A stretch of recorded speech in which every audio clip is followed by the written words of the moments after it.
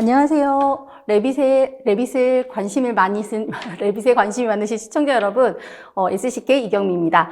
올해도 레빗 2022 신기능을 가지고 저희가 웨비나를 준비했는데요. 저와 함께 해주실 오토데스크 최용선 차장님 소개해드리겠습니다. 안녕하세요. 오토데스크 코리아의 최용성입니다. 오늘도 저희가 3년째라고. 네, 3년째입니다, 벌써.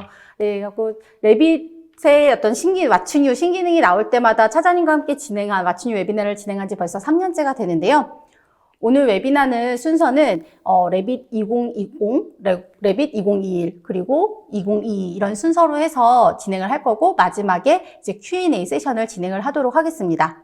그렇다면 차장님, 저희가 3년을 진행하면서 레빗 2020부터 시작을 했었어요. 그리고 레빗 2021 이렇게 진행을 했는데 레빗 2020의 가장 큰 키워드를 뭐라고 생각하십니까? 네, 20 버전, 네, 21 버전, 발음이 그게 더 편하겠네요.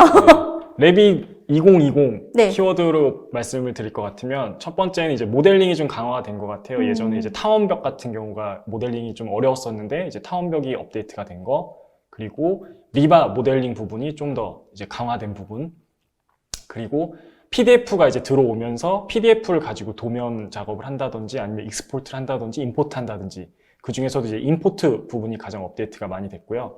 그리고 루트 어널리시스, 저번 주에 제가 이제 알쓸다잡에서 썼던 그 맛집 찾기 가장 기본 루트인 그 루트 어널리시스가 업데이트가 되었습니다. 네, 저도 그 알쓸다잡 보면서 점심 맛집 지도를 해서 알아서 최적의 경로를 해주는 걸 보면서 저 루트 어널리시스가 되게 인상적이었거든요.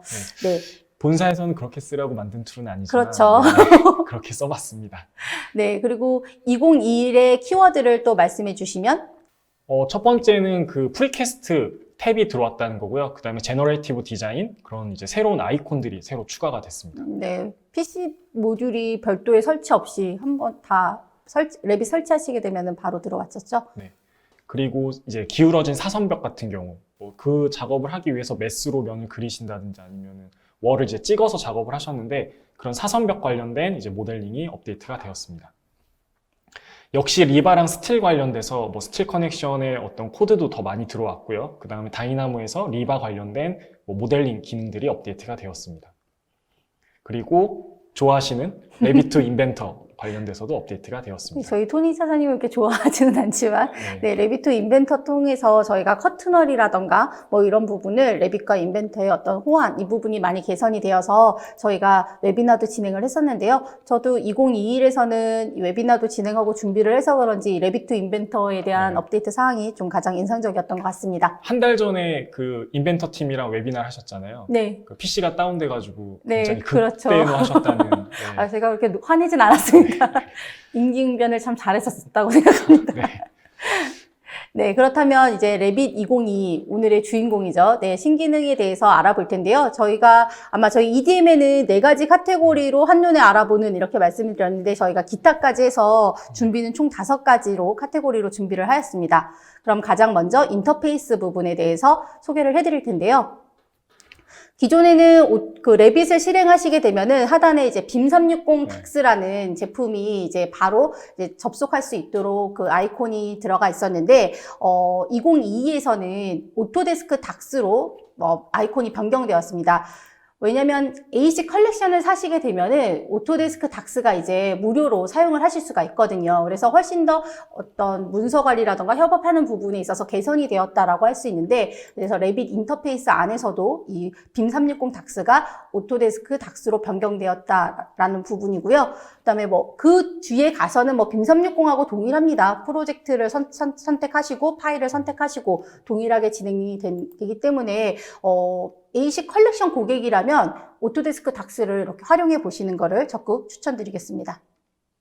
그리고 제너레이티브 디자인 같은 경우는 아이콘에 있어서는 큰 변화가 없는 것 같은데 어떤 변화가 있나요, 차장님? 제너레이티브 디자인 같은 경우는 이제 코드를 만드시는 분과 활용하시는 분들이 좀 나눠진다고 저희가 판단을 하고 있는데, 기존 방식 같은 경우는 제너레이티브 디자인을 가지고 작업을 하실 때 코드를 제가 받아서 제 PC에 놓고 작업을 했어야 됐는데 2022 같은 경우는 쉐어하는 코드 폴더만 지정을 해놓으면 이제 제가 아닌 다른 사람이 짠 코드도 볼 수 있고 회사에서 제공되는 코드 뭐 이런 것들을 매니지할 수 있는 어떤 그 폴더 체계가 좀 생겼다. 이게 가장 큰 차이점이라고 좀 말씀드리고 싶습니다. 공유 PC가 있고 공유 폴더가 있다면 거기에 네. 다 쉐어해서 작업하면 되겠네요. 네, 그러면은 뭐 이렇게 탈모가 오는 만큼 코드를 짜지 않고도 남이 짠 코드를 쉽게 이제 활용하실 수가 있습니다. 아, 네. 그 다음 기능으로는 오토데스크 컨텐츠라는 부분이 있는데요. 아마 이때 2020을 사용하시다가 2021 되면서 라이브러리가 없어요. 뭐 네. 그 샘플이 없어요 하면서 아마 그런 문의들이 굉장히 많이 있었는데 네.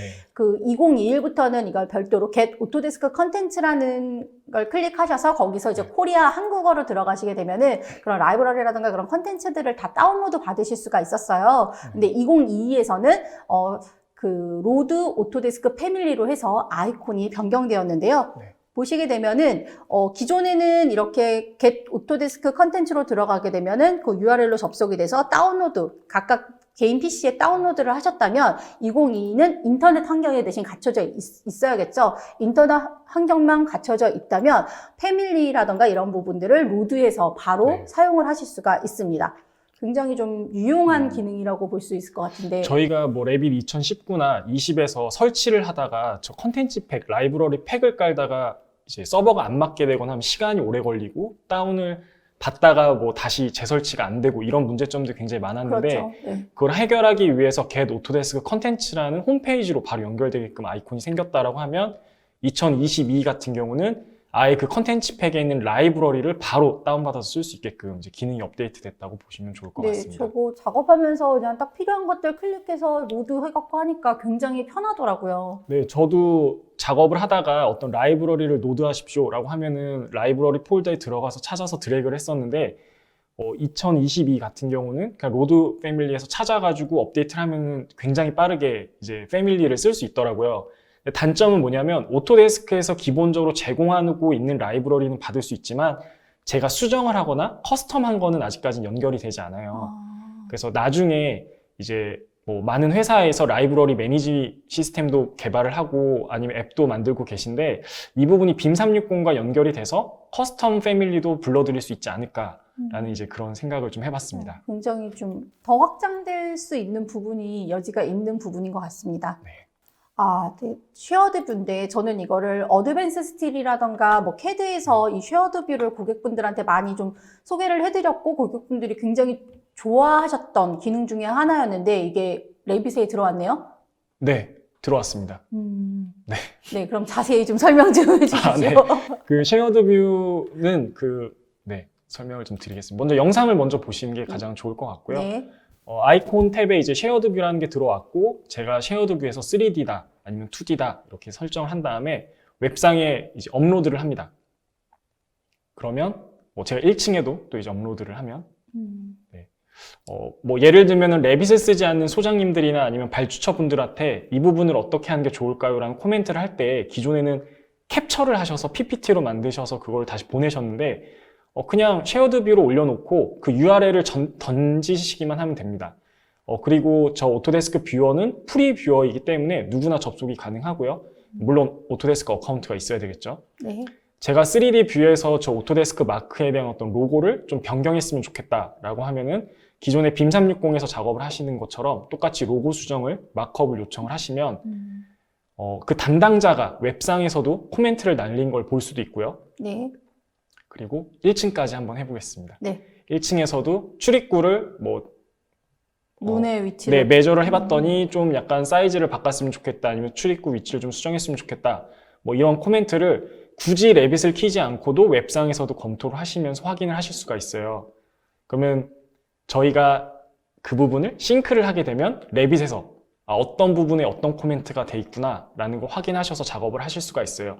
조금 아쉬운 거는 레빗 자체에 마크업이 되진 않지만 네. 바로 옆에 있는 창에서 어느 부분을 어떻게 수정하라는 걸 보시니까 조금 더 편하게 작업을 하실 수가 있고요. 그리고 답변을 날리거나 아니면 그 부분에 대해서 어떤 코멘트가 추가되었는지 이런 것들도 바로 쉐어에서 확인을 하실 수가 있습니다. 네, 그리고 저도 이 부분에서 제일 좋았던 거는 만약 프로그램을 설치하지 않으신 그런 진짜 발주처라던가 다른 이해관계자들한테 요 링크를 내보내기를 할 수가 있어요. 그러면 요 링크 URL만 전달을 하게 되면은 설치하지 않으신 분도 그 URL로 접속을 해서 네. 그 모델이라던가 도면을 확인을 하실 수가 있는 거죠. 기존에 제가 프로젝트를 했었을 때 했던 방식은 네.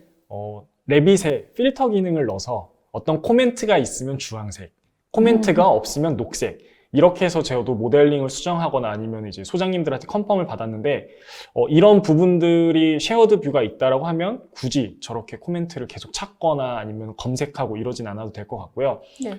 그리고 어떤 분이 이제 질문을 주셨는데, 코멘트가 많을 때는 그 코멘트를 검색할 수 있나요? 네, 엑셀 파일로 코멘트 날린 거를 찾을 수가 있고요. 그래서 그걸 가지고 뷰를 찾아서 확인을 하실 수가 있습니다. 그래서 굉장히 어떻게 보면 이런 검토라던가 서로 협업하는 데 어떤 매너를 많이 줄일 수 있는 그런 기능 중 하나라고 생각이 됩니다. 이 모델을 업로드를 하시잖아요. 네. 그럼 모델을 업로드를 하시게 되면은 30일이 지나면 네. 이 모델이 그냥 익스파이어드 됩니다. 네. 지워집니다. 그렇기 때문에 그렇다고 30일 후에 그럼 또 못 쓰나 그게 아니라 만약 그러면 모델을 또 업로드를 해주셔야 되겠지만 하나의 업로드된 모델의 기준은 30일 이후에는 익스파이어드 된다. 그 부분만 좀 주의하시면 될 것 같아요. 하지만 익스파이어드 된다라고 하면 네, 연장할 수 있습니다. 네, 그래서 따로 모델을 올리지 않으셔도 계속 그 코멘트를 유지하실 수가 있고요. 중요한 거는 오토데스크 닥스에 올리시는 게 아니고요. 오토데스크 프리뷰어이기 때문에 누구나 접속해서 사용을 하실 수가 있습니다. 네, 오토데스크 뷰어를 활용을 하시면 굉장히 좋고, 그다음에 이 부분은 쉐어드 뷰라는 아이콘을 통해서 다이렉트로 연결이 되는 부분이죠. 네, 그러면 어떻게 인터페이스 부분 정리를 한번 좀 해주시자면. 네, 일단 첫 번째는 오토데스크 닥스라는 기능이 들어왔다는 거, 그다음에 GD 관련돼서 인터페이스가 바뀌었다는 거, 그다음에 로드 오토데스크 패밀리라는 탭이 새로 생겼다는 거, 그다음에 쉐어드 뷰 기능이 생겼다는 거, 이렇게를 말씀드릴 수 있을 것 같습니다. 네, 저는 이 중에서도 이 클라우드 펑션에 대한 강화 부분이 가장 큰 특징이 아닐까 싶습니다. 네, 그럼 이제 모델링 부분 들어가도록 하겠는데요. 네, 차장님 모델링 부분 한번 좀 설명 좀 부탁드리겠습니다. 테이퍼월이라는 게 새로 생겼어요. 기존의 타원벽, 사선벽, 그다음에 테이퍼벽 이렇게 이제 벽이 새로 생겼는데 뭐 그 기능을 조금 한번 보시면 저희가 솔직히 건축에서는 많이 쓰지 않는 벽 같아요. 네, 그 사선벽. 옹벽이나 뭐 이런 네. 쪽 거의 토목 쪽에 많이 쓰이는 게 저 테이퍼월일 것 같거든요. 네, 뭐 영상을 보시면은 2021 같은 경우는 이제 그런 기능이 실은 없습니다. 네, 네. 제가 각도까지는 이제 조정이 되는 거가 21까지는 되지만 그 다음에 뭐 기울어진 곡선벽 같은 경우도 뭐 사선으로 넣는 거에 대해서는 큰 문제가 없습니다. 근데 이제 테이퍼벽 같은 경우는 기존 방식이 안 됐기 때문에 저희가 뭐 벽을 이제 결합해서 쓴다든지 아니면 따로 모델링을 해서 벽을 올리고 이런 작업들이 필요로 했는데요. 그 외에도 벽 기능 중에 업데이트가 된 게 사선벽 같은 경우는 수정이 안 됐어요. 에디트 월이 안 됐거든요. 그래서 저희가 오프닝을 가지고 벽을 잘라낸다든지 뭐 이런 작업이 있었지만 2022 같은 경우는 기울어진 사선벽에 대해서도 에디팅이 바로 되고요. 그래서 조금 더 디자인적으로 월을 표현하실 때 좀 도움이 될 것 같습니다.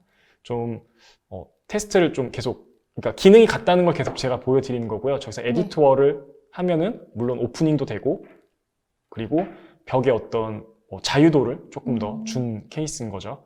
형상이 레이아웃이 변경되면은 그냥 바로 수정도 할 수 있고 사선벽이어도. 근데 사선벽도 곡선 같은 경우는 에디팅이 안 되더라고요, 아직은. 그래서 일직선인 사선벽만 지금 현재는 수정이 가능합니다. 그 테이퍼벽 같은 경우는 일단 기울어진 사선의 어떤 각도를 제가 좌우를 선택해서 줄 수가 있고요. 그러면 조금 뭐 저는 많이 쓰는 벽은 아니지만 이제 토목 쪽이나 아니면은 뭐 인프라 쪽 하시는 분들은 레빗을 이용해서 저런 것들을 좀 표현할 수 있지 않을까라는 생각이 좀 들었습니다. 옹벽 쪽에 활용하면 굉장히 좋을 것 같아요. 네, 그렇습니다. 그럼 넘어갈까요? 네. 그 다음 업데이트된 사항은 포밋의 업데이트 사항이 굉장히 많습니다. 그 2022 같은 경우는 기존의 포밋은 저도 썼지만 뭐 웹상에서 되는 게 가장 큰 장점이었는데 네. 좀 레빗과 연동성도 좀 약했고 그리고 포밋 자체에서 이제 스냅이 잘 안 잡혔어요. 아, 네. 근데 지금 같은 경우는 뭐 0.01mm까지도 스냅이 잡히고 그리고 메싱 탭에 있는 3D 스케치라는 걸 가지고 포밋과 연동을 시킬 수가 있습니다. 제가 2022에서 어떤 작업을 하고 뭐 예를 들어서 인테리어 팀이나 아니면 좀 더 스케치업으로 작업을 하는 게 편한 팀이 있잖아요. 다 네. 모두 레빗을 쓸 수는 없으니까 뭐 쓰는 게 가장 좋긴 하지만 그럼 포밋으로 보내면 굉장히 빠르게 포밋이 열리면서 제가 보고 있는 그 3D 뷰의 부재가 이제 포밋으로 넘어갑니다. 그리고 레빗에서 넘어온 거에 대해서는 수정은 조금 어렵고요. 뭐 수정을 시킬 수 있는 방법도 있지만 근데 포밋에서 제가 앞에 있는 가벽이 뭐 올라왔으면 좋겠다. 아니면 디자인적으로 저런 벽이 추가됐으면 좋겠다라고 이제 포밋에서 간략하게 모델링을 합니다. 그리고 나서 레빗으로 보내면 네, 실시간으로 레빗에 그 부재가 들어옵니다. 그래서 좀 디자인 워크를 하시는 분들과 또는 레빗이 아직 불편하고 스케치업 같은 플랫폼이 좋으신 분들은 좀 연동하기가 좋지 않을까라는 생각이 들고요. 그리고 나가는 그 이미지 자체가 네, 그렇게 재료나 이런 것들도 다 연동돼서 나가기 때문에 그렇게 투박하게 나가지 않습니다. 그래서 디자인 작업을 하시거나 뭐 메싱 작업을 하실 때도 이제 포밋을 쓰는 것도 괜찮을 것 같습니다. 되게 이 부분이 제일 좋은 것 같아요. 초기 스케치업이라든가 뭐 이런 스케치하는 거에서는 뭐 포밋이라든가 여러 툴들이 있지만 결론적으로 CC 설계로 넘어가고 그다음에 설계를 하기 위해서 레빗이라는 뭐 툴 아니면 BIM 툴을 쓴다라고 했었을 때 우선 레빗과 포밋의 어떤 연동성 이런 부분은 굉장히 좀 업무에 대한 효율성을 증대시킬 수 있는 부분이지 않을까라고 생각이 좀 들어요. 네, 맞습니다. 그리고 또 한 가지 업데이트된 사항이 라이노 파일 자체가 이제는 링크 라이노 파일로 들어오기 시작을 했거든요. 그래서 저희가 임포트하고 라이노 파일을 진행을 했었는데 지금 링크가 되다 보니까 굉장히 좋은 점들이 있습니다. 그리고 실제 테스트를 해보니 2020이나 19에서 못 가지고 들어왔던 형상들도 2022에서는 라이노 형상을 좀 쉽게 가지고 들어오는 걸 좀 볼 수 있습니다. 네, 보시는 것처럼 어떤 디자인의 어떤 메싱을 라이노로 작업을 하고 제가 가지고 들어와서 뭐 메스처럼 자르거나 검토를 할 수도 있겠죠. 근데 만약 디자이너가 저 폼에 대한 형상을 완벽하게 바꿨다라고 하면 저는 리로드 프롬이라는 위치에서 저 파일의 위치만 바꿔주게 되면 네, 형상이 저렇게 바뀌는 걸 확인하실 수가 있어요. 그래서 좀 라이노와의 어떤 연계성이 더 좋아졌다라고 보시면 좋을 것 같습니다. 결국 링크로 가져옴으로써의 그 이점이 또 네. 있는 거네요. 네, 그러면 이제 리바 모델링 부분의 업데이트 사항을 말씀을 드리겠습니다. 그래서 리바 모델링 같은 경우 지금 모델 바 다이아메터라는 그 탭이 추가가 되었는데요. 우선 이 모델링을 하면서 이 바 사이즈를 좀 더 크게 하거나 아니면 실질적인 간섭이라던가 이런 걸 하기 위해서 조정을 할 수가 있습니다. 그래서 바 다이아메터 위에 모델 바 다이아메터라는 거는 실질적으로 모델을 진행하시면서 뭐 간섭사항이라던가 실질적인 디멘전을 좀 반영을 해서 선 체크를 하실 때 이 모델 바 다이아메터를 이용을 하셔서 효율적으로 관리를 하실 수가 있고요. 그 다음 기능은 리바셋입니다. 실질적으로 이 리바를 모델링 하게 되면은 이게 세트로 되어서 이 세트를 약간 편집하기가 어렵기 때문에 세트를 여러 개로 쪼개서 작업을 하시거나 뭐 오프닝이 있다면 이 오프닝을 기준으로 해서 세트를 여러 개를 좀 만드셨다면 영상으로 보시게 되면은 이 리바셋 같은 기능은 만약 오프닝이 있어요. 그러면 거기에 있는 이 세트에서의 리바를 삭제를 하고 또한 이 철근 자체의 간격을 조정을 해서 얘를 쉽게 세트 예전보다는 세트 자체를 훨씬 더 효율적으로 활용을 하실 수 있기 때문에 아마 모델링 하시는 부분에 있어서의 어떤 효율성이라던가 어떤 속도를 많이 개선을 할 수 있는 부분이 바로 이 리바셋 부분인 것 같거든요. 그래서 오프닝 부분이라던가 여러 사항들을 세트 자체에서 각각의 개별 철근을 컨트롤 하실 수 있다는 부분이 가장 큰 메리트라고 생각을 합니다. 그렇군요.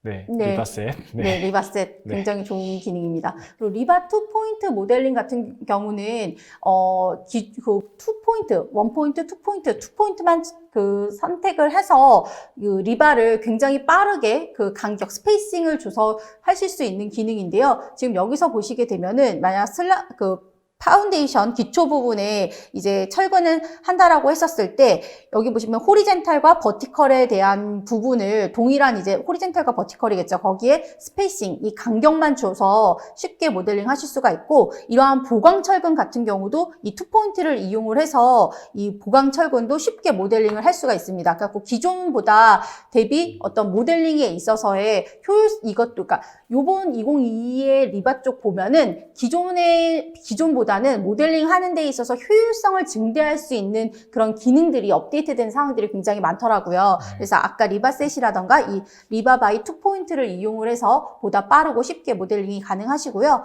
또한 리바 쉐입 같은 경우는 이런 램프나 이런 부분에 있어서 철근이 이제 곡면으로 돼갖고 이 램프를 한 번에 모델링하기가 쉽지 않았어요. 램프 자체에 어떤 곡면 부분이 변경되는 부분에 있어서 이 부분을 다 어떻게 보면 분절해서 해야 되거나 좀 쉽지가 않았는데 이 리바 쉐입의 99-1이라는 이 쉐입을 통해서 이 구부림 철근에 대해서 모델링하는 부분이 굉장히 편해졌습니다. 그리고 리바 다큐먼트 같은 경우는 보강근에 대한 도면에 대한 표현 방법이 훨씬 더 기능적으로 추가되어서 도면화를 하는 부분에 있어서 보강근에 대한 부분도 업데이트가 많이 되어 있거든요. 그래서 네, 저희가 근데 또 이거 말고도 테스트를 하다 보니까 그 리바를 모델링을 하고 그 기둥을 복사했더니 리바가 똑같이 맞아요. 쫓아갔죠. 기존의 2021에서는 리바를 모델링하고 카피를 하게 되면은 철근 자체가 같이 따라오지가 않고 그냥 콘크리트 메스 부분만 움직이거나 따라오지 않았다면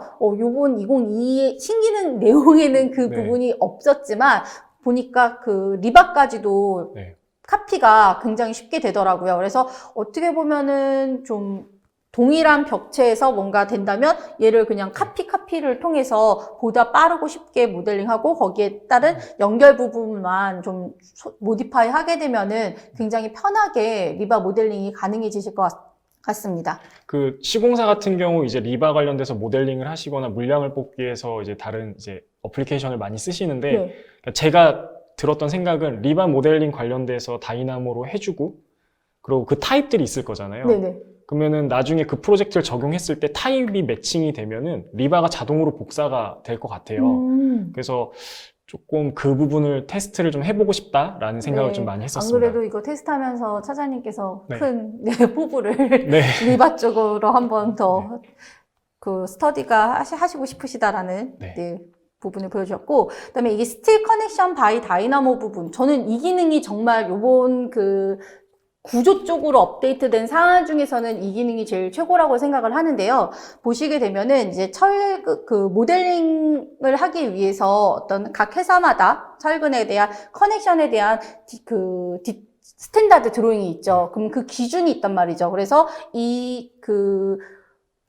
커넥션 타입별로 해서 부재의 섹션에 대한 레인지 부분, 그다음에 머티리얼에 대한 레인지 부분을 미리 사전에 라이브러리로 다 지정을 해 놓으실 수가 있거든요. 레빗 자체에서. 그래서 이렇게 지정을 해 놓으시게 되면은 요번 2022를 설치를 하시게 되면은 이렇게 C의 프로그램 데이터에 오토데스크의 해당 버전의 다이나모 폴더에 가시게 되면은 이 스틸 커넥션에 대한 다이나모 코드들을 다 제공을 하고 있더라고요. 그래서 지금은 제가 영문 버전으로 해서 이걸 한 거지만 코리아라는 폴더에 들어가게 되면은 이 내용들이 빔 투 빔, 빔 투 컬럼이 보호 기둥, 보엠보, 이런 식으로 해서 다 한글로도 되어 있어요. 그래서 이거를 이제 다이나모 플레이어에 로드하시고 이 로드한 거를 가지고 실행을 하시게 되면은 실질적으로 이 커넥션 부분을 자동으로 해줄 수가 있는데 아까 제가 이 레인지 부분에 있어서 라이브러리를 지정할 수 있다라고 말씀을 드렸잖아요. 이 부분을 영상에서 한번 보여드릴게요.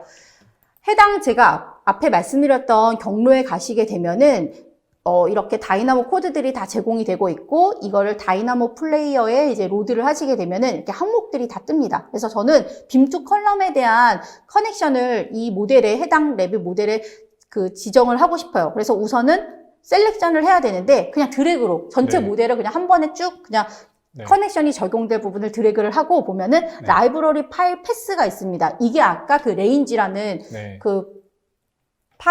머티리얼이라던가 아니면 섹션에 대한 사이즈 이런 부분을 지정하는 부분이거든요. 그래서 실행을 하시게 되면은 한 번에 이 해당 레인지 안에 들어가 있는 그 멤버들에 대한 커넥션이 한 번에 이렇게 적용되는 거죠. 그래서 이 부분이 어떻게 보면 오토 커넥션이라는 부분인데 또 이 커넥션이 적용되고 나서 이 서머리 리스트에는 어떻게 몇 개가 적용이 되었고 이러한 것들이 레포트처럼 다 볼 수가 있거든요. 그래서 이 기능을 이용하시게 되면은 어떻게 보면 철골 부분에 있어서 디테일한 부분까지도 한 번에 다 스탠다드 기준으로 작성을 하셔서 활용하시기 굉장히 좋은 기능인 것 같습니다. 그래서 이 다이너모를 다 내가 일일이 짜야 되냐 그게 아니라 무료로 제공하기 때문에 활용도가 굉장히 높으실 것 같고요.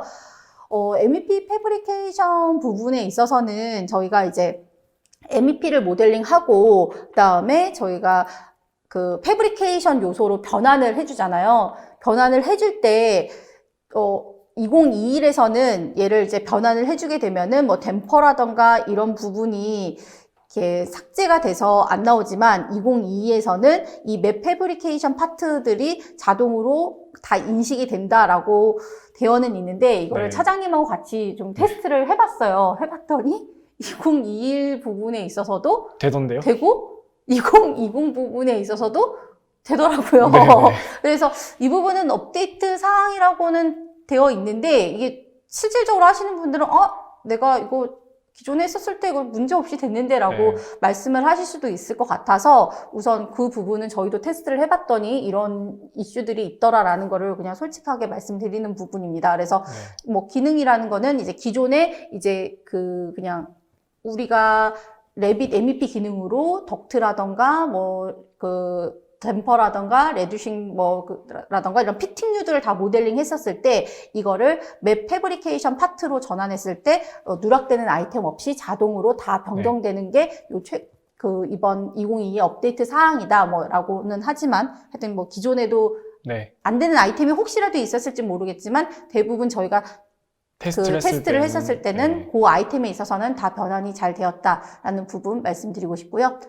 그래서 영상으로 보시게 되면은 이런 식으로 2021에서 이제 이 모델링을 했었을 때 지금 보면은 여기 피팅류들이 좀 이 맵 패브리케이션 파트로 적용이 안 되는 부분이었고 지금 2022는 이렇게 그 맵 패브리케이션 파트로 변환했었을 때 누락되는 아이템 없이 모든 파트가 다 자동 변환이 된다라는 부분과 그리고 또한 이 모디파이 되어 있는 부분, 그러니까 만약 피팅류들이 끊겨져 있었을 때, 이 패브리케이션 파트는 모디파이 하는 부분이라던가 이런 게 저희 MEP 모델링 하듯이 되게 쉽게 그냥 연결하게 되면 자동으로 얘가 피팅류라던가 이런 것들이 변환되고 하는 이 에디팅 하는 부분이 또 2022에 개선된 사항이더라고요. 그래서 저는 요 에디팅 패브리케이션 파트 요 부분이 되게 유용하게 쓰실 수 있는 기능 중 하나라고, 업데이트된 기능 중 하나라고 저는 생각을 합니다. 네, 알겠습니다. 그럼 모델링 부분 한번 정리를 해주시면. 일단 월 부분이 좀 업데이트 사항이 있는 게 사선벽을 에디팅하는 방식도 새로 생겼고, 그 다음에 테이퍼 벽, 토목 관련된 벽을 그리는 거, 그 다음에 레비투 포밋, 그 다음에 링크 라이노 파일, 그 다음에 리바랑 스틸 모델링이 이제 업데이트가 되었습니다. 저는 여기에서 가장 좀 기대가 되고 좀 키워드라고 생각하면 이 포밋에 대한 업데이트가 굉장히 좋을 것 같습니다. 이 워크플로우를 소개를 하시게 되면은 실질적으로 설계하는 단계에 있어서 그 초기 컨셉셜 디자인 단계와 그다음에 실질적으로 상세 설계 단계에서의 어떤 연동 부분이나 이런 부분이 굉장히 효율적으로 진행이 될 것 같아서요. 포밋 업데이트 사항을 줄 수 있을 것 같습니다. 이제 한 분이 또 질문을 주셨는데 포밋에서 수정을 요청한 모델링은 매스 기반으로 들어오나요? 그러니까 포밋에서 만일 정의를 벽이나 기둥으로 레이어로 정의를 하신다면 가능하겠지만 그게 아니라 레이어 정의 없이 그냥 매스만 모델링을 하면 이제 레빗에서는 그게 어떤 부재인지 인지를 하지 못합니다.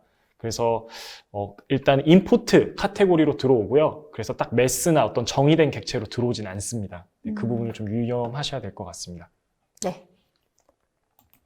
그리고 이제 인포메이션. 어떻게 보면 BIM에서의 제일 중요한 건 인포메이션이기도 하죠. 그래서 인포메이션의 어떤 그 업데이트 사항에 대해서 차장님께서 설명을 해주시겠습니다. 일단 필터에 공정 기능이 들어왔다는 게 가장 저는 좋았거든요. 예전에 이제 필터 같은 경우 공정 기능이 없을 때에는 일일이 다 필터의 날짜를 먹인다든지 아니면 다른 이제 뭐 타임 마크나 이런 걸 통해서 공정을 기입하거나 아니면 프로젝트 파라미터를 기록해서 이제 작업을 했었는데 영상으로 보시면 레빗 2021 같은 경우는 필터에 어떤 기능이 없습니다. 그래서 공정에 어떤 정보를 주기 위해서 첫 번째는 내가 어떤 공정이다라는 걸 먼저 선택을 네. 해야 되겠죠. 그래서 공정에 관련된 정보를 등록을 하고, 그 다음에 아무래도 필터를 가지고 뭐 기존의 철거, 아니면 기존, 신축, 이런 것들에 대해서 정의를 내리는 기능이 그렇게 많지가 않아요. 그래서 저희가 이런 공정을 만든 다음에 결국 나비석스에 가서 다시 시뮬레이션을 한다든지, 아니면 공정 관련된 보고를 할 때도 그 부분이 안 됐기 때문에 다른 툴을 이용해서 이제 뭐 작업을 했었는데, 레빗 2022 같은 경우는 필터에 공정이 있다 보니까 굉장히 표현하거나 아니면 비주얼빌리티 작업을 할 때 굉장히 좀 빠르게 진행을 할 수가 있습니다. 현장에서 레포트 작업할 때도 굉장히 편하게 네. 편해요. 저도 현장에 있을 때 저 작업을 위해서 저희가 따로 공정 파라미터를 만들어서 일일이 기록을 하고 또 작업을 했었는데, 그렇게 하지 않아도 좀 월별 공정표나 아니면은 뭐 이미지를 만드는데 그렇게 어렵지 않을 것 같더라고요. 제가 필터를 뭐 몇 가지를 이제 만든 다음에 적용을 한번 해봤습니다. 그래서 굉장히 빠르게 어떤 공정 관련된 뭐 보고 자료를 만드신다든지 아니면 모델링을 확인하실 수가 있습니다. 그래서 저 부분이 따로 파라미터를 만드시는 게 아니고요. 그냥 기존에 있었던 공정 관련된 파라미터를 충분히 이용하셔도 저렇게 표현이 가능합니다. 이거는 이게 빔이라는 것 자체가 뭐 설계빔도 있고 시공빔도 있고 한다면 네. 요즘 시공빔에 대한 이슈도 굉장히 크잖아요. 네. 그랬을 때 레빗에 요 기능이 추가됨으로써 네. 시공빔의 활용도도 더, 그러니까 뭐 기존에도 하시려면 네. 하실 수 있었지만 그 작업하시는 부분을 굉장히 좀 쉽게 네. 해줄 수 있는 기능일 것 같아요. 제가 알고 계셨던 분이 리모델링 프로젝트를 했을 때 신축과 철거 부분에 대해서 저 필터를 이용하고 싶다라고 하셨는데 표현이 잘 안 되셨어요, 실은. 네.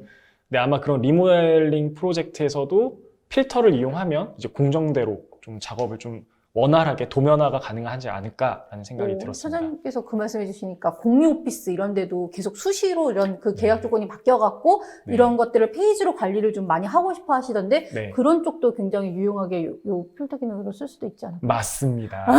네, 맞습니다. 네. 그 다음에 스케줄에 웍셋 기능이 추가가 됐어요. 저희가 웍셋을 뭐 건축 파트, 구조, 뭐 쉘 이렇게 나누시기도 하는데, 또는 뭐 작업자 이름으로도 이제 작업하실 때 웍셋을 나누시는 팀도 있는 걸로 알고 있습니다. 근데 웍셋 기능이 들어오게 되면 뭐가 좋냐면, 저희가 이 웍셋 관련돼서 스케줄링이 안 됐을 때는 일일이 부제를 찍어서 이건 건축이야, 구조야 이런 식으로 작업을 했었거든요. 근데 웍셋이 스케줄링이 되니까 각 월에 대한 어떤 타입, 뭐 구조가 체크가 돼 있어 안 돼 있어 뭐 이것들을 다 스케줄로 확인할 수가 있잖아요. 거기서 웍셋으로 저걸 바로바로 나눌 수가 있습니다. 그래서 웍셋으로 모델링을 좀 정리하신다든지 아니면 좀 뭔가 어떤 데이터 관리를 위해서 스케줄을 좀 쓰시면 웍셋 관리가 굉장히 빨라지고 편해졌다라는 걸 좀 말씀드리고 싶습니다. 다음 또 저네요. 네. 네. 인포메이션 부분이 진짜 많네요. 네, 스케줄링 부분이 굉장히 업데이트가 많이 됐습니다. 저는 이 부분이 가장 좋았던 게 뭐냐면 네. 파라미터가 쉐어드 파라미터인지 프로젝트 파라미터인지를 기존 방식에서는 확인을 할 수가 없었어요. 그래서 어떤 프로젝트를 했을 때 그 부분들을 다 지우고 다시 파라미터를 추가하고 이런 것들이 이제 빔 매니저분들이 많이 작업을 하셨는데 2020 같은 경우는 죄송합니다. 스케줄 파라미터에서 바로 제가 이 파라미터가 어떤 파라미터인지 빌트인 파라미터인지 프로젝트 파라미터인지 쉐어드 파라미터인지를 확인해서 바로 정리를 해서 스케줄에서 확인을 하실 수가 있습니다. 기존에 뭐 스케줄이 아무래도 조금 약해지다 보니까 어떻게 작업을 하셨냐면 다이나모로 코드를 다 짜세요. 네. 그래서 스케줄이 뭐 월은 안 되고 뭐는 안 되고 하니까 아예 차라리 내가 뽑고 싶어 하는 아이템들을 다 찾아서 다이나모로 작업을 하셔서 엑셀로 저렇게 정리를 하셔서 하는 코드들을 많이 쓰셨는데 네. 파라미터도 업데이트가 된 것뿐만 아니라 스케줄도 업데이트가 되다 보니까 이런 작업 없이 그냥 바로 멀티 카테고리에서 내가 원하는 전체 지금 사용 중인 어떤 부재 아니면 모델링한 엘레멘트에 관련돼서 모든 걸 다 확인하실 수가 있습니다. 지금도 이제 검색 기능이 저렇게 있다 보니까 스케줄을 찾고 그 다음에 스케줄에 어떤 항목을 넣는데 굉장히 빠르게 작업을 하실 수가 있거든요. 네. 그래서 그 작업을 해본 거고요. 그 다음에 기존 방식과 좀 다르게 아이템이 멀티 카테고리에 굉장히 많이 추가가 됐습니다. 기존에는 월도 안 됐고 네. 바닥도 안 됐고 뭐 5가지 부재에 관련돼서는 이제 뽑을 수가 없었는데 지금 같은 경우는 멀티 카테고리에서 모든 부재를 저렇게 뽑으실 수가 있습니다. 이미지로 좀 비교를 드리면 2021에서 같은 모델링을 뽑았을 때는 토탈 엘레먼트가 멀티 카테고리 스케줄 기준으로 1993개만 뽑혔고요. 안 되는 아이템들이 많다 보니까. 네, 2020 같은 경우는 전체 아이템이 다 나오다 보니까 4380이라는 게 나왔습니다. 그러면 이렇게 보셨을 때는 이제 물량 관련돼서 만일 내가 검토를 해야 된다, 그러면 멀티 카테고리만 쭉 뽑으셔도 이제 다이나모 업데이트 없이 이제 가능하시다라는 걸 좀 말씀드리고 싶습니다. 네, 그리고 스케줄 부분에 있어서 판넬 부분에 있어서 그 전기 쪽 일렉트리컬 판넬 부분에 있어서 업데이트 사항입니다. 그래서 뭐 큰 건 아니고 기존에도 이 판넬에 대한 스케줄은 작성이 되었는데요. 여기 보면 파란색 2022에서는 이 오토 쉐이딩 포 디스플레잉 로드라는 부분이 체크 온오프를 하실 수 있게 변경되었습니다. 그래서 기존에는 이 각각의 단상 기준으로 해서 차단 기수가 다르게 되면은 이 일람표, 이 스케줄이 이렇게 높낮이가 다 달라갖고 각양각색의 타입들이 나왔다면은 지금은 저 오토 여기에 체크를 하시게 되면은 동일한 차단 기수의 상관없이 동일한 레포트 포맷으로 나올 수 있기 때문에 이런 부분이 어떻게 보면 문서화 하시는 부분에 있어서나 이럴 부분에도 좀 도움이 될 것 같고요. 저희가 저거 찾으려고 스케줄을 계속 봤는데 네, 스케줄에 없고 어널리시스. 네, 네, 맞습니다. 어널리시스 탭에 가시게 되면은 저 판넬 스케줄을 뽑으실 수가 있습니다. 다음 키 스케줄이 또 업데이트가 됐는데요. 예전에 키 스케줄 같은 경우는 프로젝트 파라미터까지는 가능했지만 쉐어드 파라미터는 좀 불가능했어요. 근데 키 스케줄에서 이제 쉐어드 파라미터도 들어옵니다. 그러면 재료명을 표기하신다든지 아니면 일괄적인 어떤 정보를 회사 기준으로 다 넣어야 된다. 그럴 경우는 키 스케줄에 있는 쉐어드 파라미터를 이용하시면 조금 더 빠르게 작업을 하실 수가 있습니다. 그래서 저희가 지금 이 부분은 실내재료 마감표 기준으로 지금 작업을 좀 하고 있거든요. 그래서 아마 유튜브나 다음 웨비나 때 이 내용을 좀 전달해 드릴 수 있을 것 같습니다. 그리고 아까 말씀드렸던 것처럼 파라미터 서치 기능이 아예 들어와 있습니다. 그래서 스케줄과 파라미터 관련돼서 이제 서치 기능이 들어와 있다는 거가 업데이트 사항입니다. 네, 패밀리 카테고리 부분인데요. 2021 대비 2022에는 14가지 항목에 대한 카테고리들이 추가가 되었습니다. 그래서 특히나 뭐 브릿지라던가 이런 토목 쪽 해갖고 뭐 피어라던가 뭐 토목 쪽 요소들에 대한 카테고리들이 추가가 되고, 그다음에 뭐 유지보수 관리한 부분, 그다음에 또 이런 그 전기나 이런 쪽 부분에 대한 카테고리들이 이렇게 추가가 되었는데요. 아마 패밀리 작업하시면서 대부분 뭐 제너릭 모델로 해갖고 그냥 이렇게 작업하시는 경우가 많으실 텐데, 요 패밀리 작성하실 때 추가되는 카테고리를 가지고 작업을 하시게 되면 어떤 가시성 조절이라던가 이런 부분에 있어서 훨씬 더 편하게 사용하실 수 있으니까요. 요 항목들을 활용을 하셔서 패밀리 카테고리 항목을 활용을 하셔서 패밀리를 작성하시면 좋을 것 같습니다. 인포메이션 관련돼서 저희가 필터 관련돼서 업데이트가 됐고, 그 다음에 스케줄 관련돼서도 기능이 계속 지금 업데이트가 되고 있습니다. 그리고 많이 쓰시는 파라미터의 어떤 서치 기능을 통해서 파라미터 관리도 조금 더 빨라질 것 같고요. 그리고 매일 제너릭 모델만 쓰셨다고 하면은 이제 14가지의 카테고리 항목이 추가된 새로운 카테고리로 이제 부재를 정의할 수 있을 것 같습니다. 네, 가장 큰 업데이트 사항은 스케줄에 대한 업데이트 사항과 또 패밀리 카테고리가 아닐까 싶습니다. 네, 그리고 2D and 3D 도큐먼트 부분에 대해서 말씀드리도록 하겠습니다. 굉장히 많은 분들이 이 코드를 짜셨던 것 같아요. 2017부터 이제 그리드가 3D에서 보였으면 좋겠다. 그러니까 저 같은 경우는 CAD로 그리드를 그려서 각 층별로 복사해서 이제 3D에서 보고 이제 작업을 하고 했었는데, 지금 2022 같은 경우는 그냥 쇼 그리드라는 그 비저빌리티 탭에서 선택을 하셔서 내가 어느 층에 있는 그리드를 보고 싶다라고 선택을 하시면 바로 보실 수가 있습니다. 이미지를 좀 보여드리면 저희가 레벨 기능이 들어오기도 했고, 또 그 다음에 들어온 기능이 3D 그리드 기능입니다. 그래서 내가 층별로 보고 싶어하는 그리드를 확인할 수도 있고, 또는 나는 1층만 보고 싶은데, 나는 2층만 보고 싶은데, 저렇게 뷰를 선택을 하시면 층별로 저렇게 아이소메트리에 바로 그리드를 확인하실 수가 있습니다.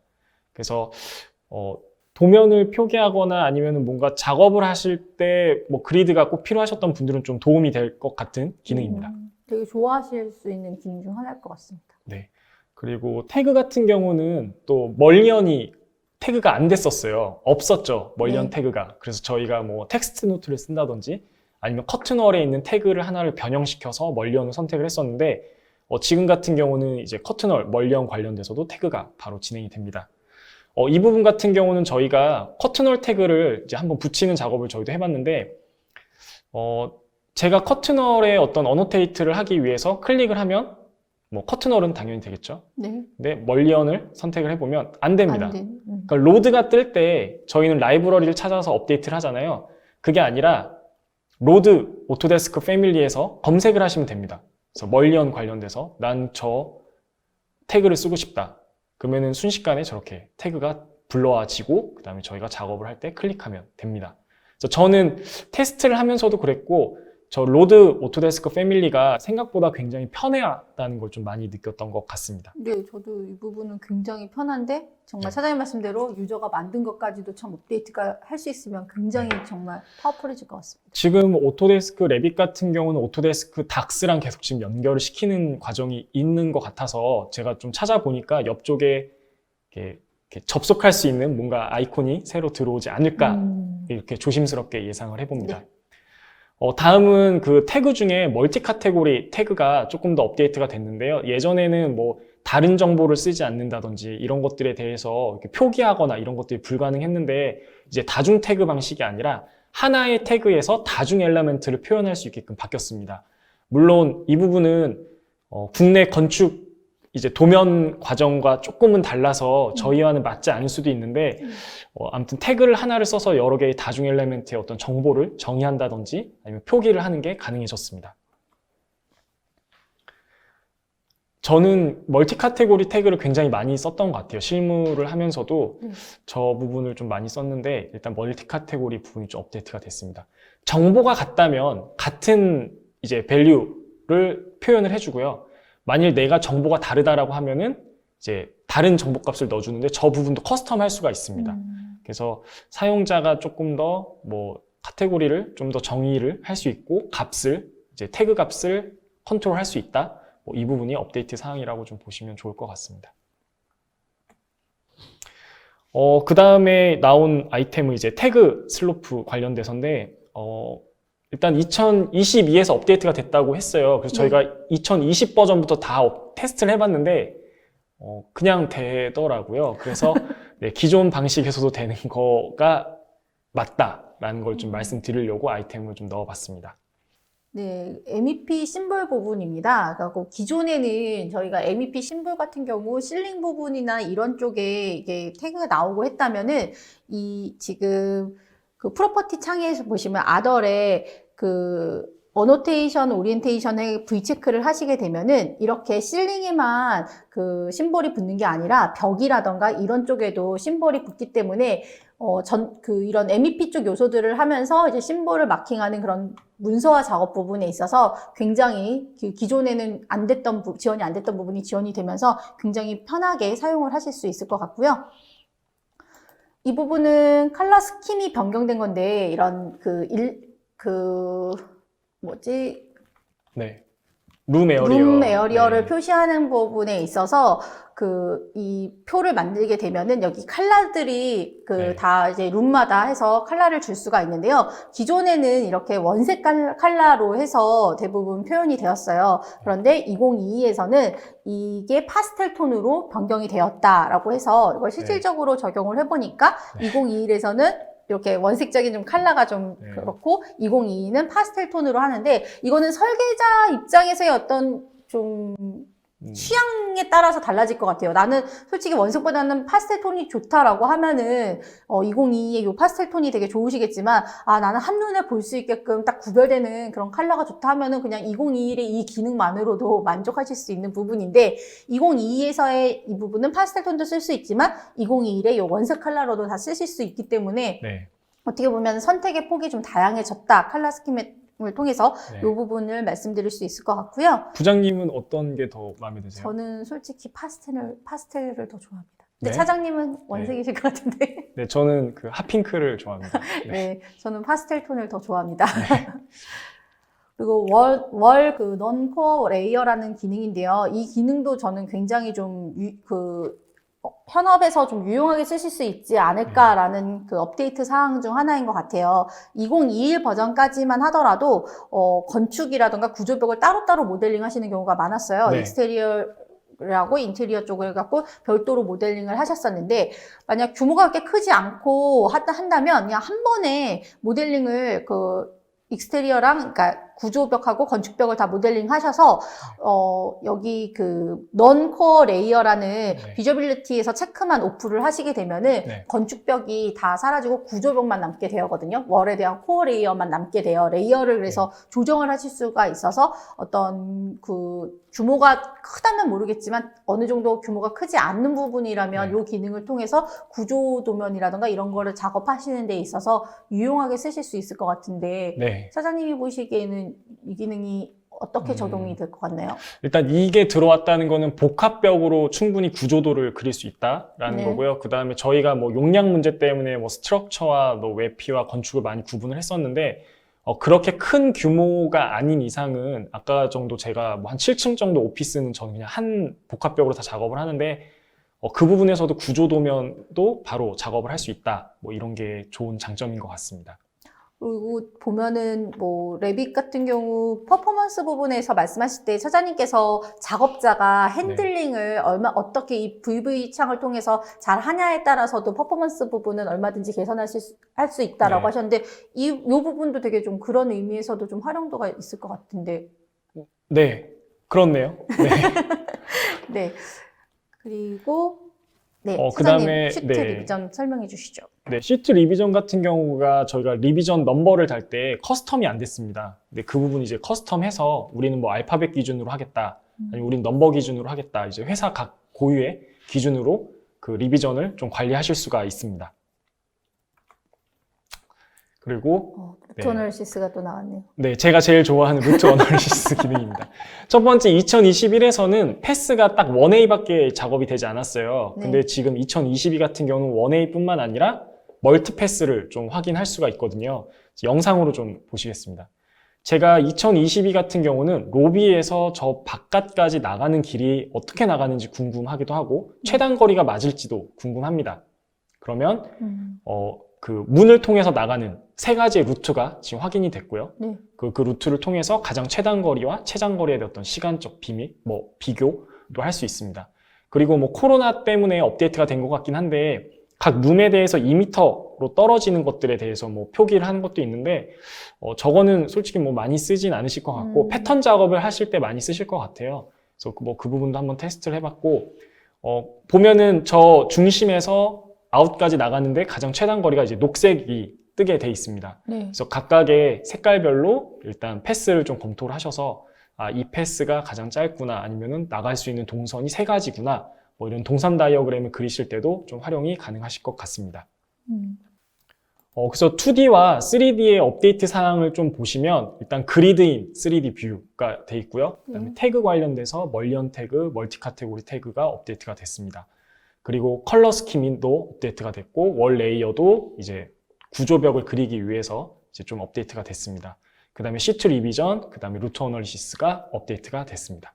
네, 그 중에서도 가장 좀 이 기능은 좋겠다라고 하는 거는 그리드인 3D 뷰가 기존의 네. 다이나모나 아니면 캐드롭에서 작업 부분들을 더 추가로 하셨던 부분이 자동으로 된다는 이 부분이 굉장히 좋은 기능 네. 중 하나일 것 같고요. 그다음에 태그의 작업 편의성이 증가하지 않았나 싶습니다.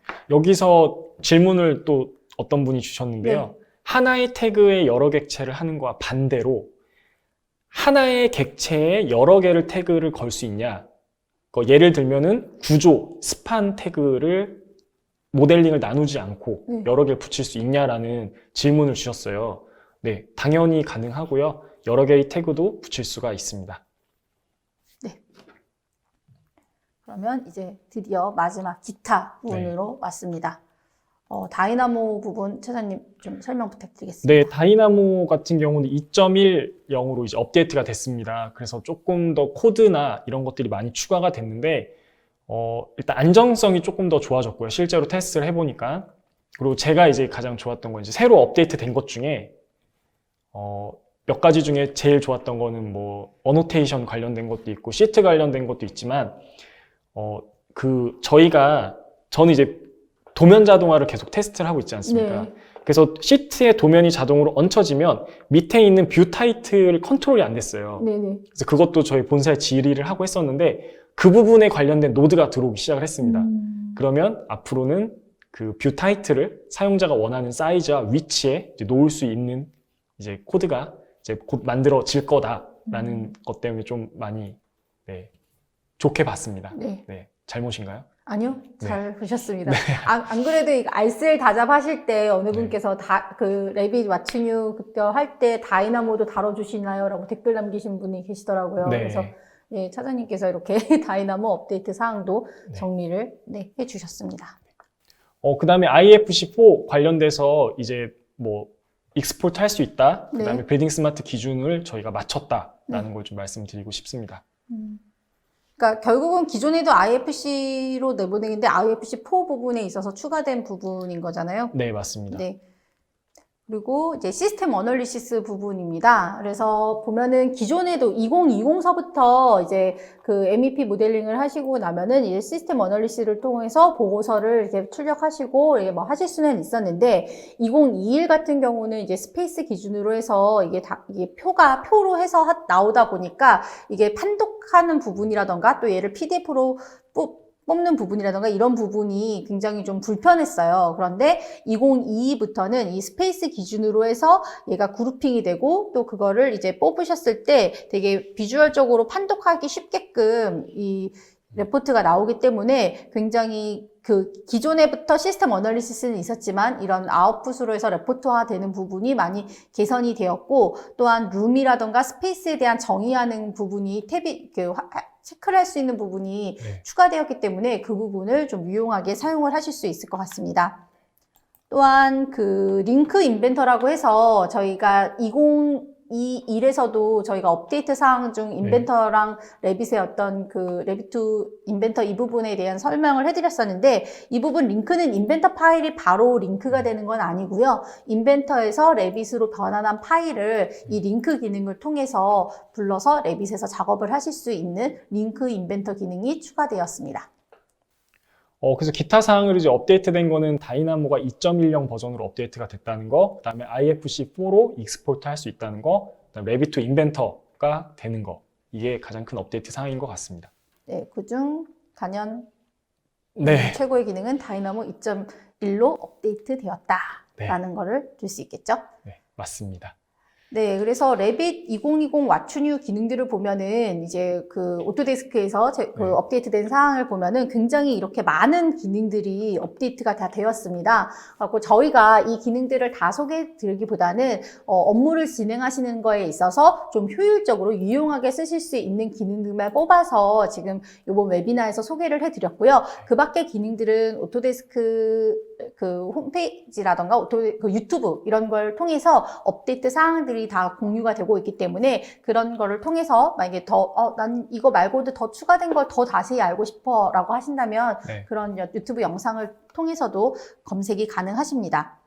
정리를 좀 하면은 네. 일단 부장님께서 뽑은 키워드는 인터페이스에 관련돼서는 클라우드 펑션이 네. 들어왔다. 들어오셨다. 네, 들어왔다. 네, 모델링에서는 네, 레빗2 네. 포밋. 네, 인포메이션은 스케줄하고 패밀리 카테고리의 업데이트. 네, 그 다음에 2D랑 3D 도큐멘트 작업에서는 그리드인 3D 뷰와 태그에 대한 작업 편의성이 증대되었다. 네, 그냥 기타 사항으로는 다이나모 2.1로 업데이트가 되었다. 네, 그래서 저희가 굉장히 많은 업데이트 기능이 있지만 실제 이거를 보고 현업에 딱 도움이 되시거나 할 수 있는 아이템들을 추려본 거고요. 네. 그래서 5가지 아이템으로 좀 설명을 드렸습니다. 그래서 좀 작업하시는데 요거 보면은 레이티스트 버전 나왔다 하면은 다들 어떤 기능이 업데이트 되는지 궁금해 하시니까 네. 저희가 유용한 기능들로만 좀 추려 본 거고요. 네, 네. 그러면 이제 Q&A 시간을 가져보도록 하겠습니다. 차장님이 어. 중간중간 몇 가지 질문에 대해서는 답변을 네. 해주셨는데 네, Q&A를 한번 일단 가장 마지막 질문이 루트 어널리시스를 CAD 도면으로 익스포트 했을 때 레이어가 따로 생성되나요? 네, 따로 생성이 됩니다. 라인에 있는 패스 트래블이라는 레이어로 생성이 따로 되고 있습니다. 네. 그리고 조한무님께서 물어보신 건 리바셋이나 스틸 커넥션 등 구조 분야의 어떤 레빗 기능을 가지고 따로 웨비나를 해주셔도 좋을 것 같다라는 의견을 주셨거든요. 네, 한번 이 부분은 네, 네. 어차피 스틸 커넥션 부분 같은 경우는 어드밴스 스틸하고 레빗이 양방향 호환 때문에 그 부분에 대한 메리트가 굉장히 크거든요. 그래서 네. 그거와 연계해서 한번 저 부분은 준비를 해보도록 하겠습니다. 네, 그리고 아까 말씀드렸던 오토데스크 패밀리 로드 기능이 어떻게 보면 CAD에 있는 디자인 센터처럼 라이브러리를 갖고 올 수 있다라고 이제 의견을 주셨는데, 네, 뭐 저희도 그렇게 보고 네. 있습니다, 지금. 네. 저게 진짜 그 오토데스크 닥스로 들어오면 굉장히 좀 좋을 것 같긴 해요, 정말. 네, 저도 그렇게 생각을 하고 있습니다. 아까 조규창님께서 질문하신 메스 포맷은 해주셨고, 네, 그렇습니다.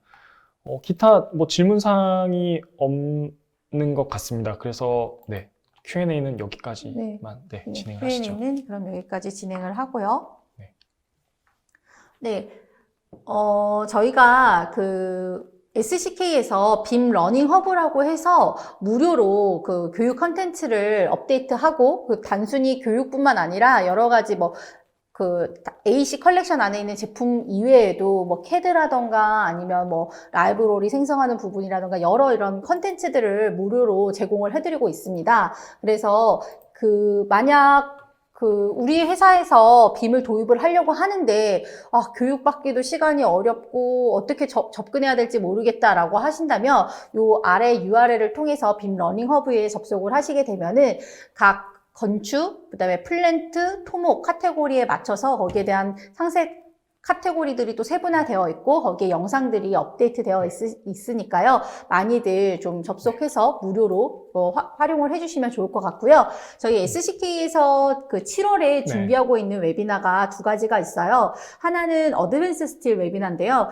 이 어드밴스 스틸 웨비나 같은 경우도 제가 재작년서부터 계속 진행을 했었는데 아직 어드밴스 스틸의 활용도가 많이 그 어댑션이 많이 넓어지진 않고 있는데 기존까지는 아마 모델링에 좀 포커스해서 모델링하는 부분에 있어서 웨비나를 진행을 했다면 이번에는 실제 여러 어드밴스 스틸을 가지고 프로젝트에 활용하신 사례를 기반으로 해서 특히나 이런 드로잉, 도면 쪽에 좀 포커스해서 저희가 7월 14일 날 웨비나를 진행할 예정이고요. 또한 아까 그 레빗 인터페이스 변경됐을 때 빔 360이 아닌 이제 오토데스크 닥스로 됐습니다 라고 했는데 이 ACC라고 해서 오토데스크 컨스트럭션 클라우드라고 해서 유니파이드 플랫폼이 새롭게 좀 업데이트된 런칭을 했습니다. 그래서 그 기존에 저희가 빔 360 웨비나도 많이 진행을 했었었는데 이번에는 이 ACC 플랫폼을 가지고 저희가 실질적으로 빔 360과 어떤 차이가 있고 또한 어떤 이 포함된 유니파이드 플랫폼 안에 포함되어 있는 기능이라던가 유용하게 활용할 수 있는 그런 팁들을 좀 많이 드리려고 하거든요. 그래서 7월 21일 날 진행하는 요 ACC 웨비나에도 좀 많은 관심과 참여 부탁드리겠습니다. 지금 Q&A 중에 저희가 한 가지 놓친 게 있는데요. 김인열 소장님께서 말씀을 해주셨는데 논코어 레이어 컨트롤이 평면 뷰에서만 되고 단면에서는 안 되는지 궁금하다라고 물어보셨어요. 네. 단면을 제가 테스트하지 않았습니다. 그 소름이었습니다. 소름. 역시 네. 예리하시네요. 네. 선생님 저희가 테스트를 하고 개인적으로 연락을 좀 드리도록 하겠습니다. 근데 제가 알기로는 섹션에서도 되는 걸로 좀 알고 있거든요. 좀 더 확인을 해보고 다시 말씀을 드리도록 하겠습니다. 네, 알겠습니다. 좋은 그 질문 감사드립니다. 네, 그러면 저희 딱 시간 맞춰서 끝난 것 같습니다. 그래서 저희가 매번 이런 왓츠뉴가 매년 업데이트가 됐기 때문에 그 부분에 대한 이제 왓츠뉴 웨비나를 준비하고 있는데요. 뭐 이거 말고도 이런 웨비나를 진행을 했을 때 아까 되게 좋은 의견 주셨잖아요. 뭐 이런 것들에 대한 웨비나가 진행됐으면 좋겠습니다라는 이런 소중한 의견들을 많이 주시면은 저희가 그 컨텐츠에 있어서는 준비를 통해서 다음 웨비나에 그 준비를 통한 발표를 진행을 하도록 할 테니까요. 좀 많은 의견들을 주셨으면 좋겠습니다. 내년에도 왓츠뉴 또 하시는 건가요? 차장님께서 도와주신다면. 불러만 주시면 언제든지 작업을 하겠습니다. 네, 알겠습니다. 네, 지금까지 소중한 시간 웨비나 시청해 주셔서 너무 감사드리고요. 저는 지금까지 SCK의 이경미, 오토데스크 코리아의 최용성이었습니다. 네, 감사합니다.